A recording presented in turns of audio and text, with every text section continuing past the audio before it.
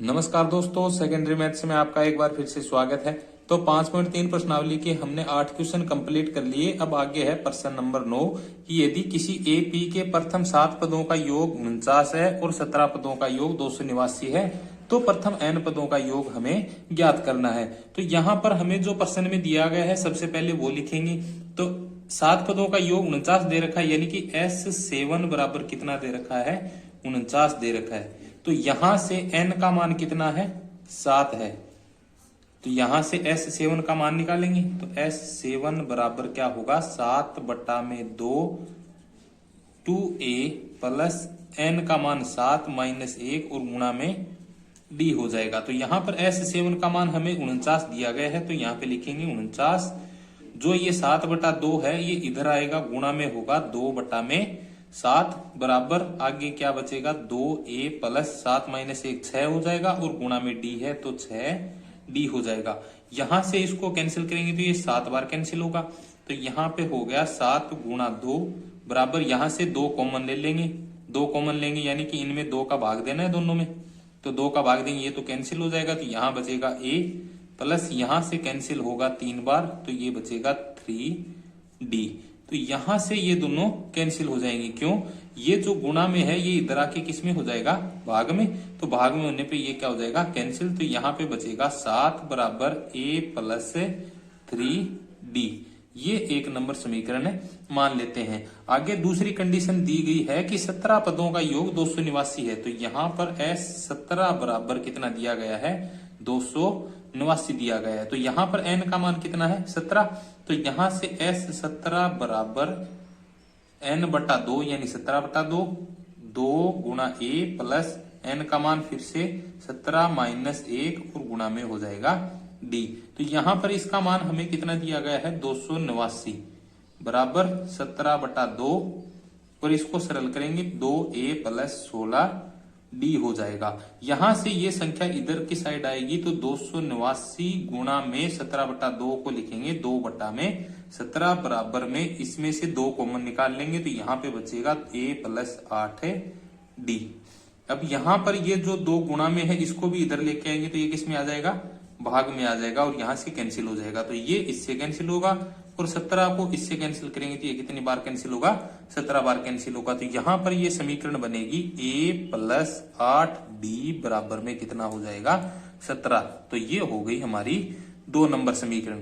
और 1 नंबर समीकरण क्या है, a प्लस 3d बराबर में 7। ये है हमारी 1 नंबर समीकरण। तो इन दोनों समीकरणों से हम a और d का मान निकाल सकते हैं। कैसे निकालेंगे, तो समीकरण 2 में से समीकरण 1 माइनस कर देंगे। समीकरण 2 में से समीकरण 1 घटाने पर तो 2 नंबर समीकरण क्या है, a प्लस 8d माइनस करेंगे a प्लस 3d और बराबर में होगा 17 माइनस में 7। तो यहाँ पर a प्लस 8d ये सेम टू सेम लिखेंगे और इनका चिन्ह चेंज करेंगे तो माइनस a और माइनस 3d हो जाएगा और बराबर में 17 में से माइनस 7 करेंगे तो 10 आएगा।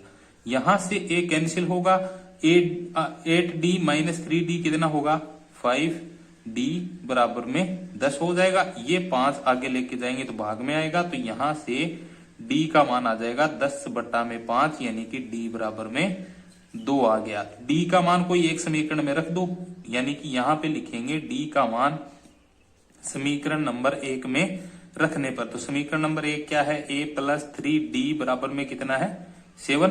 तो यहाँ पे d की जगह हमें कितना रखना है, 2 और बराबर में है 7। इन दोनों का गुणा करेंगे, a प्लस 6 बराबर 7। तो यहां से a का मान आ जाएगा 7 माइनस 6 यानी a बराबर कितना हो जाएगा, 1 हो जाएगा। a का मान मिल गया, d का मान मिल गया। हमें किसका मान ज्ञात करना है, n पदों का योग यानी Sn का मान हमें ज्ञात करना है। तो Sn बराबर क्या होगा, n/2 2a का मान कितना है, 1 प्लस n माइनस 1 और गुणा में d का मान कितना है, 2। तो यहां से इसको सरल करेंगे तो n/2 हो जाएगा।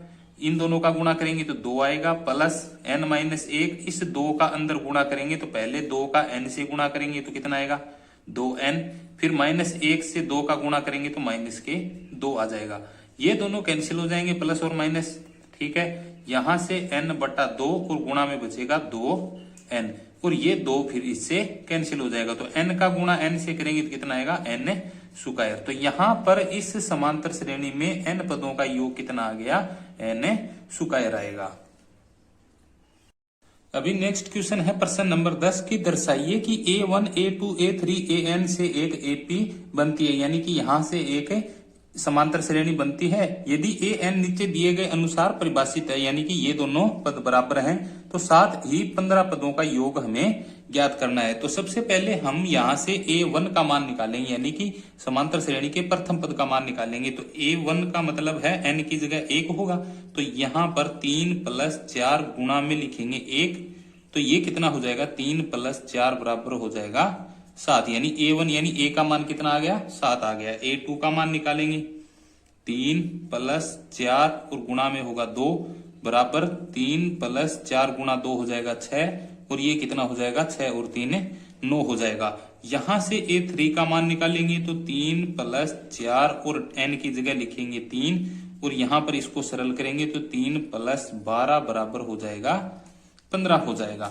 ठीक है, तो यहां पर ये 4 + 4 गुणा 2 8 होगा, 8 और 3 ये होगा 11। तो यहां पर ये जो समांतर श्रेणी बन रही है 7 11 और 11 के बाद में 15 आएगा। तो यहां पर a का मान तो हो गया 7 और d का मान हम निकालेंगे, यानी कि हम यहां से सार्वय अंतर निकालेंगे। तो सार्वय अंतर कैसे निकालते हैं, d बराबर a2 - a1। तो a2 - a1 करेंगे तो 11 - 7 कितना आएगा, 4 आ जाएगा। a3 - a2 निकालेंगे तो कितना आएगा, 15 - 11 यानी कि 4। तो यहां से d का मान कितना आ जाएगा, 4 आ जाएगा। अब हम क्या करेंगे, 15 पदों का योग ज्ञात करना है। अब यहां लिखेंगे प्रथम 15 पदों का योग, प्रथम 15 पदों का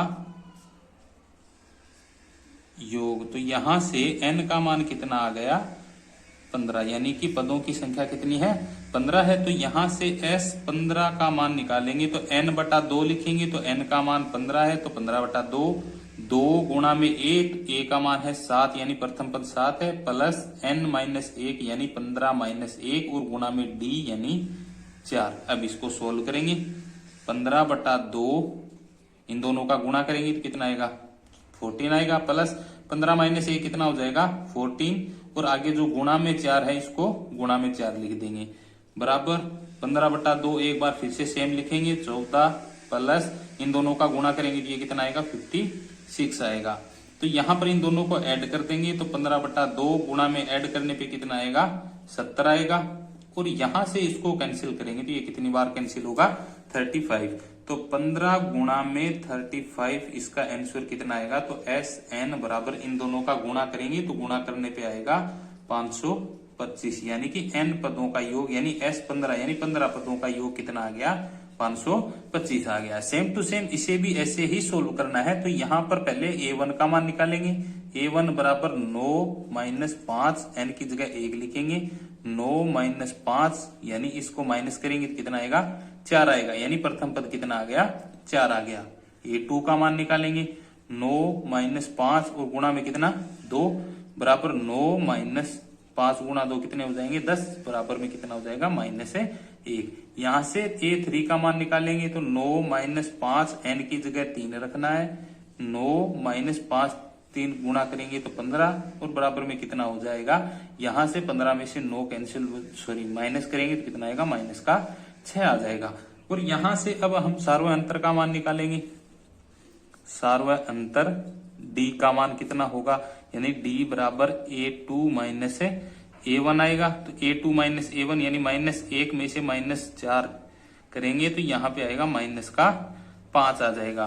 फिर a3 - a2 लिखेंगे तो a3 का मान कितना है, -6, फिर माइनस करेंगे तो -1 और बराबर में कितना होगा, यानी कि -6, ये माइनस हो जाएगा प्लस, तो यहां से आएगा -5, यानी d का मान कितना आ गया, -5 आ गया। अब इसमें हम प्रथम 15 पदों का योग लिखेंगे, यानी कि यहाँ पे लिखेंगे प्रथम 15 पदों का योग, और यहां से S15 का मान निकालेंगे तो n/2 2a प्लस n - 1 और गुणा में हो जाएगा d। तो यहां पर n का मान कितना है, 15 है ना, तो 15/2 लिखेंगे, 2 गुणा में a का मान 4 है तो 4 लिखेंगे, प्लस n का मान 15 है, माइनस 1 करेंगे और d का मान है माइनस का 5। तो यहां पर अब इसको सोल्व करेंगे तो 15/2 इन दोनों का गुणा करेंगे 8, प्लस यहां से माइनस करेंगे 14 और गुणा में कितना हो जाएगा माइनस का 5 हो जाएगा। ठीक है, अब 15/2 लिखेंगे सेम टू सेम, यहां पर 8 है और ये माइनस का होगा, यानी 14 को 5 से मल्टीप्लाई करने पे कितना आएगा, यानी 14 को 5 से मल्टीप्लाई करेंगे तो माइनस का 70 आएगा। माइनस और प्लस क्या हो जाएगा, माइनस हो जाएगा, तो यहाँ पे माइनस से 70 लिख देंगे। 15/2 और इन दोनों को माइनस करेंगे, घटाएंगे तो घटाने पे कितना आएगा, माइनस का 62 आएगा, तो माइनस 62 आ जाएगा। अब इसको इससे कैंसिल कर देंगे, ये आएगा 31, यानी कि 15 को गुणा करना है किससे, माइनस के 31 से। तो यहां पर S15 का मान कितना आएगा, यानी इन दोनों का हम क्या करेंगे, मल्टीप्लाई करेंगे, मल्टीप्लाई करने पे आएगा माइनस 465, यानी इस समांतर श्रेणी में 15 पदों का योग कितना आएगा, माइनस 465 आएगा।